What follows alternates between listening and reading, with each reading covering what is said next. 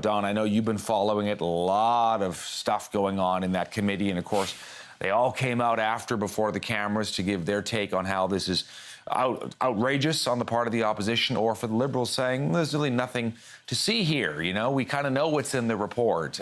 What's your takeaway? You know, the bottom line, there was some political shenanigans going on, Todd. The motion to call the Prime Minister and the Finance Minister and his officials, that was purely political.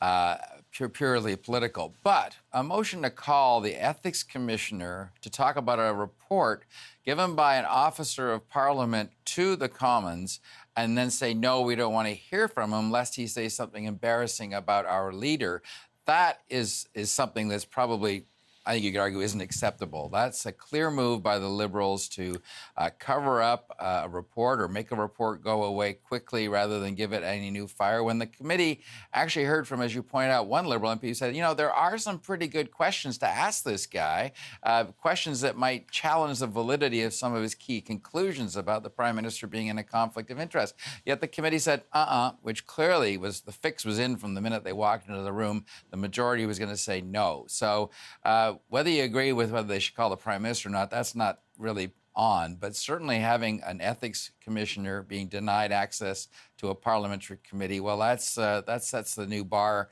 of sorts, particularly given that he was allowed to speak, or his predecessor was allowed to speak after a finding of ethical squeamishness by the Prime Minister on that Aga Khan mess. So we're seeing pre-election politics at its worst. Are you surprised, Don?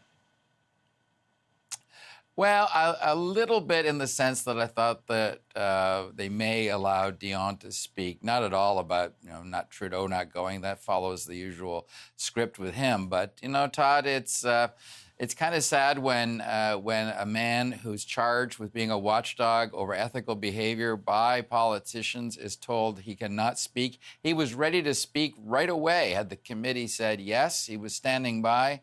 They said no, thank you, because we don't want to hear what you have to say necessarily. So those Liberals are going to be shamed and named by the Conservative leader as going forward, because they were clearly doing their master's bidding. What's the next play, do you think, for the Conservatives, Don?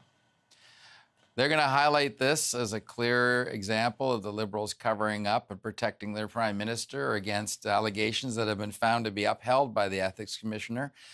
So it's going to be campaign fodder, I suppose. But as we've seen, Todd, from polling over the last few days, it's not like Canadians are on the edge of their seat over this issue. Nothing seems to have budged in terms of polling support. People's views on the SNC-Lavalin scandal are baked into their opinions already, and nothing that came out last week in the ethics report seems to have budged the numbers dramatically either way. So I guess they're going to have to keep trying to make this an issue of outrage by the Conservatives, and the Liberals are going to try and make it go away as quickly as possible.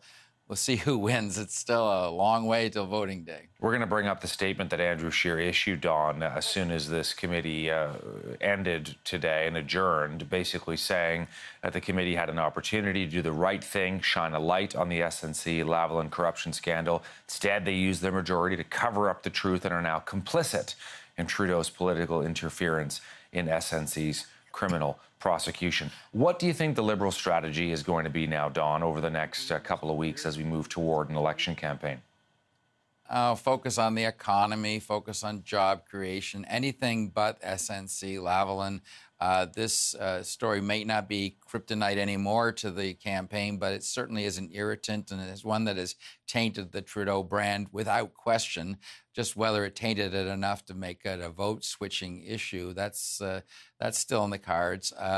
You know, the bottom line is this man, this ethics commissioner, should have been able to speak to the MPs, and they said no, and that's a bit of a scandal in itself. Don Martin in Ottawa, the host of Power Play, tracking it all for us today. Thank you, Don. You bet, Don.